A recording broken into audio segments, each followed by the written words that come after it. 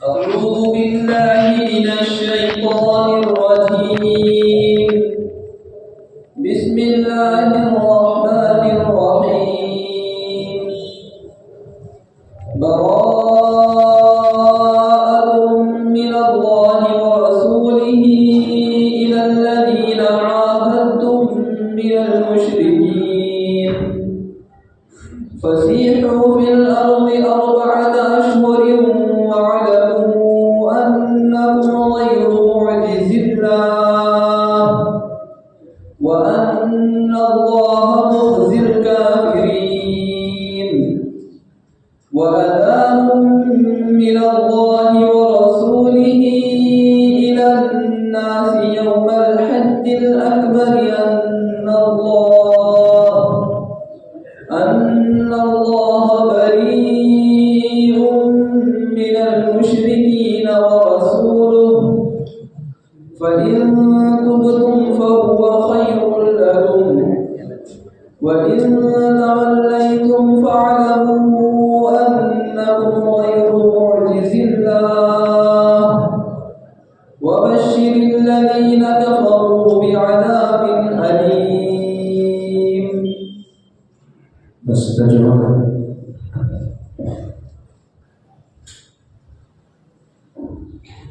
اللہ اور اس کے رسول کی طرف سے ان مشرکوں کے لیے دستبرداری کا اعلان ہے جس سے تم نے عہد کیا تھا. بس چلو زمین میں 4 ماہ اور جانو کہ تم اللہ تعالیٰ کو عاجز کرنے والے نہیں ہو اور یہ کہ اللہ تعالیٰ کافروں کو رسوا کرنے والا ہے. اور یہ اعلان عام ہے اللہ اور اس کے رسول کی طرف حج اکبر کے دن تمام لوگوں کے لیے کہ اللہ تعالیٰ مشرکین سے بری ہے اور اس کا رسول بھی مشرکین سے بری ہے. بس اگر تم توبہ کر لو تو تمہارے لیے بہتر ہے اور اگر تم روگردانی کرو تو جان لو کہ تم اللہ تعالیٰ کو عاجز نہیں کر سکتے اور آپ خوشخبری اور آپ کافروں کو دردناک عذاب کی خوشخبری سنا دیجیے. ان آیات کی وضاحت کے ساتھ مختصر تفصیل کریں.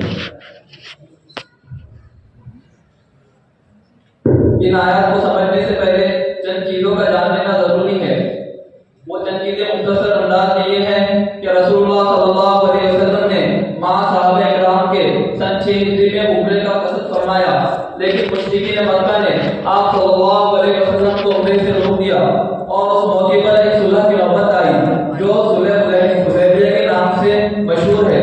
اس صلح میں یہ معاہدہ کیا گیا کہ آج سے لے کر 10 سال تک مدینہ والے مسلمانوں اور مشرکین میں کوئی جنگ نہیں ہوگی. یعنی یہ انتہائی جنگ کا معاہدہ ان کے درمیان ہوا اور یہ بھی اس کے اندر ایک قرارداد تھی کہ جس کا جی چاہے جس قبیلے کا حلیف بننا چاہے بن سکتا ہے اور جو جس قبیلے کا حلیف ہوگا وہ اسی کے حکم میں سمجھا جائے گا. لہذا قبیلہ بنو بکر کفار قریش کے حلیف بن گئے اور قبیلہ بنو خزاعہ مسلمانوں کے حلیف بن گئے. اور پھر ہوا یہ کہ جب رسول اللہ صلی اللہ علیہ وسلم نے آئندہ سال عمرۃ القضا فرمایا جو کہ صلح کے اندر ایک تحریر تھی، اس کے بعد 5 مہینے گزرے تھے کہ بنو بکر نے بنو خزاعہ پر حملہ کیا اور مدینہ والوں نے یہ سوچا کہ رسول اللہ صلی اللہ علیہ وسلم ابھی بہت دور ہے، ان کو یہ بات معلوم نہیں پڑ سکتی. اس لیے مکہ والوں نے اپنے ہتھیاروں کے ذریعے اور اپنے نوجوانوں کے ذریعے بنو بکر کی مسلمانوں کے خلاف مدد کی.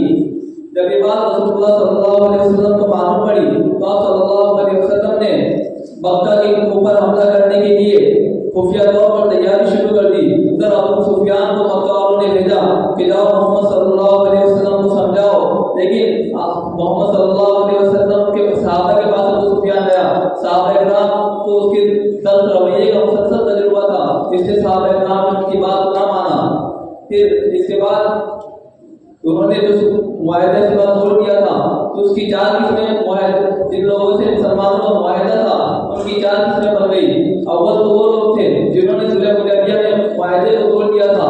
دوسری قسم ان لوگوں کی تھی جو ابھی تک اپنے معاہدے پر قائم تھے. تیسری قسم ان لوگوں کی تھی جن سے بنا کسی مدت کے معاہدہ کیا گیا تھا. اور چوتھی قسم ان لوگوں کی تھی جن سے کسی قسم کا کوئی معاہدہ نہیں کیا گیا تھا. پہلی اور दूसरी आयत में तीसरी और चौथी किस्म का जिक्र है। और तीसरी आयत में ये हुक्म है कि जो मुआहदे सुबह के खिलाफ करने वालों को जो मदीना से और जज़ीरतुल अरब से खाली कर दिया जाएगा, तो इसका शुरुआत किस वक्त से होगी?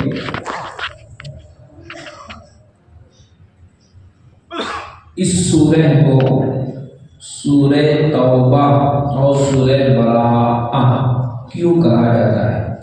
इस सूरह को सूरह बराअह इसलिए कहा जाता है कि इसमें काफिरों और मुश्रिकों से दस्तबरदारी का ऐलान है, और सूरह तौबा इसलिए कहा जाता है कि इसमें मुखलिस मुसलमानों की तौबा की कबूलियत का जिक्र है। इस सूरह के आगाज में बिस्मिल्लाह क्यों नहीं है? इस सूरत के आगाज में बिस्मिल्लाह इसलिए नहीं है कि जब रसूलुल्लाह सल्लल्लाहु अलैहि वसल्लम के ऊपर वही नाज़िल होती तो आप सल्लल्लाहु अलैहि वसल्लम सहाबा इकराम को बता दिया करते कि इस आयत के बाद रखो, फला आयत के बाद रखो। और जब सूरत खत्म होती और नई सूरत शुरू होती तो साथ में बिस्मिल्लाह की नाज़िल होती, लेकिन जब सूरह तौबा का नुज़ूल हुआ तो साथ में बिस्मिल्लाहिर्रहमानिर्रहीम नाज़िल नहीं हुई, ना ही आप सल्लल्लाहु अलैहि वसल्लम ने सहाबा से दिलवाया। इसी हालत में आप सल्लल्लाहु अलैहि वसल्लम का इंतकाल हो गया। इसीलिए इस सूरत के शुरू में बिस्मिल्लाहिर्रहमानिर्रहीम नहीं लिखी जाती कि शायद कहीं ये मुस्तकिल किसी सूरत का जुज़ न हो। ये सूरह कहाँ और कब नाज़िल हुई? ये सूरत बिल्कुल आखिर में मदीना में नाज़िल हुई। मज़कूरा आयात में किस अहद के तोड़ने का बयान है? इसका खुलासा बयान करें। पहली आयत में हकीकतन तीसरी किस्म का बयान है और ज़िम्नन चौथी किस्म का बयान है। किस अहद के तोड़ने का बयान है? सुलह हुदैबिया के अहद के तोड़ने का बयान है। इसका खुलासा बयान है।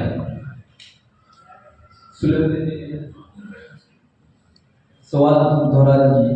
मज़कूरा आयत में किस अहद के तोड़ने का बयान है? इसका खुलासा बयान करेंगे।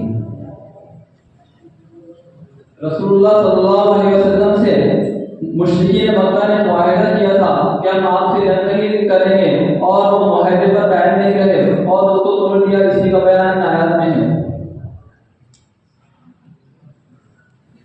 माइक चालू कर दीजिए, उसको देर तक कुछ करें। जी जवाब दो रहे हैं।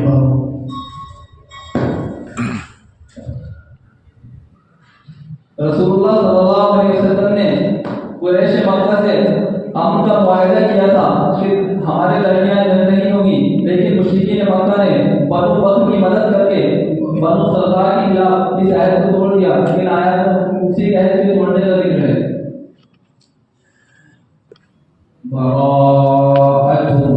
इसमें कौन सा मद है? इसमें मद मुंतसिल है। पहली आयत की नहवी तरकीब करें।